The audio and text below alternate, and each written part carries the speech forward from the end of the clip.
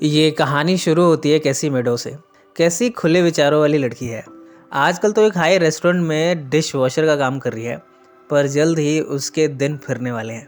हम Brentwood limousine service company की एक मीटिंग को होते हुए देखते हैं। यहाँ का मैनेजर प्रेजेंटेशन दे रहा है। एज यूजुअल यहाँ के सभी बूढ़े बोर हो रहे हैं। इधर हम एक लेटर को कैसी के रेस्टोरेंट पहुँचते हुए देखते हैं। कई लोगों से होता हुआ ये खत कैसी को मिला है। ये आया है कैसी के लिए। इसे भेजा गया है लिमोजिन के कंपनी ऑनर मिस्टर विदरस्पून के द्वारा।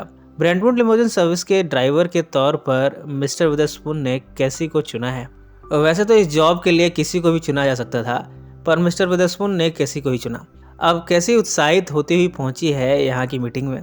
पहले तो मैनेजर कहता है कि यहाँ सिर्फ मर्द काम करते हैं, औरतों की कोई जगह नहीं। पर यहाँ के बूढ़े ऐसे हैं जिनकी जवानी ढलती नहीं, और इसमें इनकी कोई गलती नहीं। एक बूढ़ा तो ऐसा भी है जिसके दांतों ने उसका साथ छोड़ दिया है।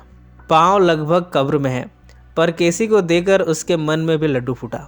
यहाँ के लोगों को इस बुढ़ापे में भी उम्मीद की किरण दिखी है, पर मैनेजर केसी को यहाँ से खदेड़ने में लगा हुआ है। केसी कहती है कि उसे ड्राइवर के तौर पर जॉब मिली है। मैनेजर जब लिस्ट को चेक करता है तब उसे मजबूरन केसी को एक्सेप्ट करना पड़ा। लिहाजा केसी अब इस कंपनी के ड्राइवर्स में से एक है। अधिकतर बूढ़े तो खुश हैं, पर मैनेजर का बस चले तो वो उसे जॉब से ही निकाल दे। पर किसी भी हार मानने वालों में से नहीं है। भला वो ये जॉब क्यों हाथ से जाने दे। मैनेजर किसी को वार्न करता हुआ कहता है कि अगर तुमने किसी भी रूल को तोड़ा तो तुम्हें फायर कर दिया जाएगा। अधिकतर एम्प्लॉयज़ ऐसे हैं जो कि किसी को फायर करवा देना चाहते हैं। पर यहाँ एक आयरिश ड्राइवर है, जेरेमी। इसका पूरा नाम है जेरेमी ओब्रायन। वो किसी को कार्स की डिटेल्स देता है। उसे ड्राइव करने के लिए उसकी लिमोजिन की चाबी उसे थमाता है। इस कंपनी के द्वारा किसी को पहला असाइनमेंट दिया गया है। इसमें उसे ब्रिटिश रॉक सिंगर जिसका नाम है कैट फाइट, उसे ड्राइव करके उसके कॉन्सर्ट तक पहुंचाना है। कैसी अब ड्राइव करते हुए निकली है। उसे लगा ये तो बड़ा आसान असाइनमेंट होगा, पर जब वो कैट फाइट के मोटेल पे पहुंचती है तब उसके होश उड़ गए। कैट फाइट एक नंबर का पियक्कड़ है। पीने के बाद उसे संभोग करने के लिए 3-4 लड़कियों की ज़रूरत पड़ती है। आज भी सुबह वो हैंगओवर में है और 3 औरतें उसके बेड पर हैं। जब कैसी यहाँ पहुँचती है तब कैट फाइट उससे कहता है कि कपड़े उतारकर बेड पर लेट जाओ। कैट फाइट को लगा ये इन्हीं वेश्याओं में से एक है, पर कैसी उसकी गलतफहमी दूर करती है।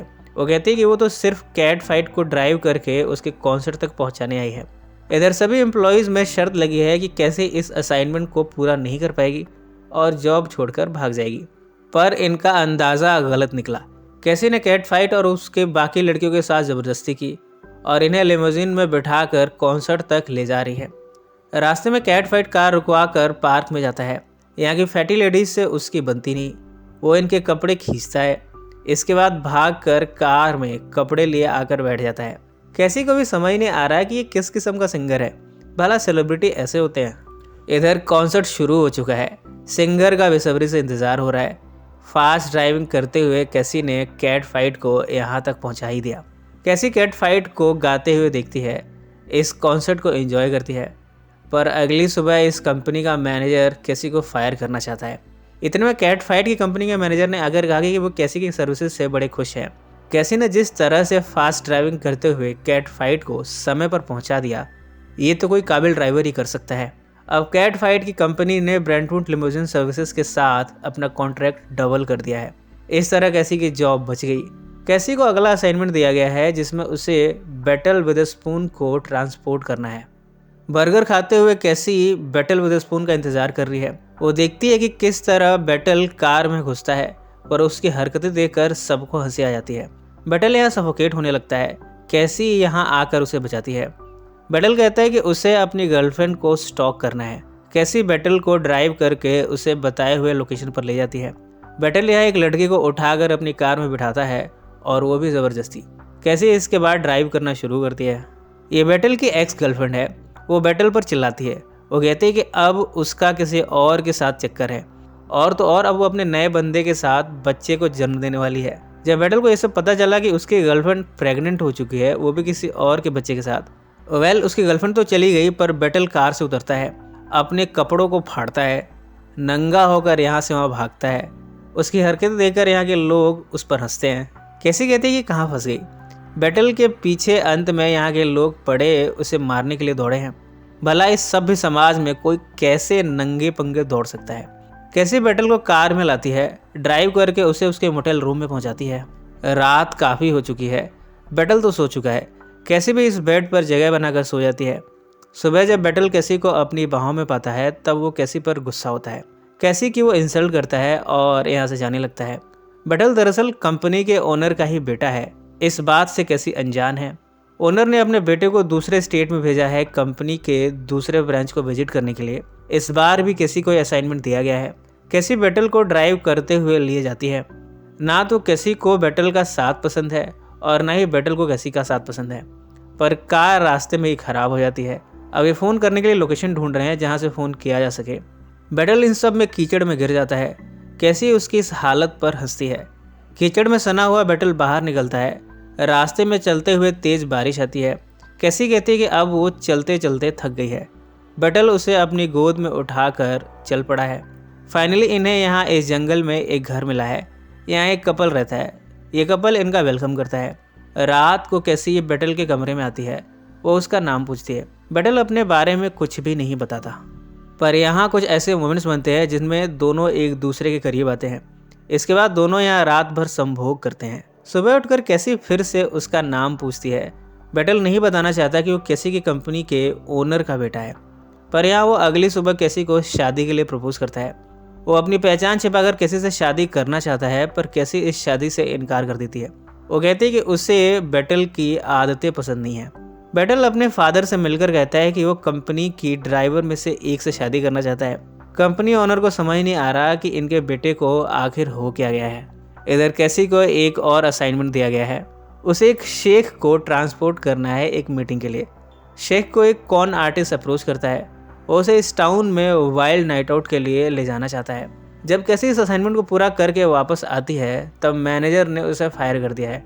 मैनेजर कहता है कि कैसी ने जिस शेख को ट्रांसपोर्ट किया वो वांटेड की लिस्ट में है। पुलिस उसका पीछा कर रही है। वैसे इसमें तो कैसी कोई गलती नहीं, पर मैनेजर को बहाना मिल गया है कैसी को फायर करने का, और उसने फाइनली कैसी को फायर कर ही दिया। कैसी ने भी गुस्से में जॉब छोड़ दी है। इधर बैटल को बस कैसी का ख्याल रहता है, पर अब कैसी तो शादी से इनकार कर चुकी है। बैटल में चेंजेस आने शुरू हो गए हैं।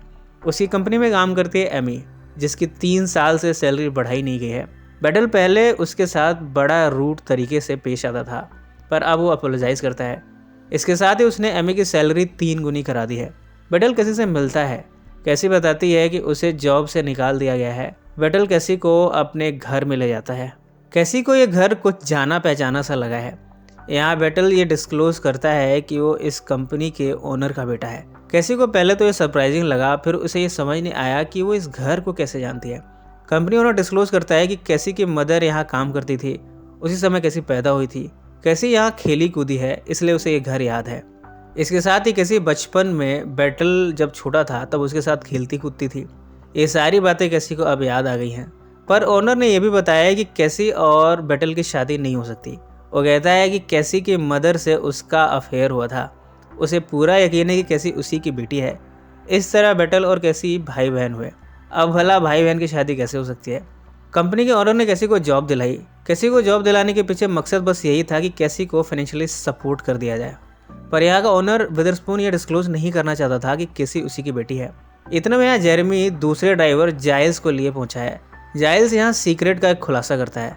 वो कहता है कि कैसी वास्तव में उसकी बेटी है। कैसी की मदर और उसका अफेयर हुआ था कंपनी के ओनर विदरस्पून से भी पहले, और उस अफेयर से कैसी पैदा हुई थी।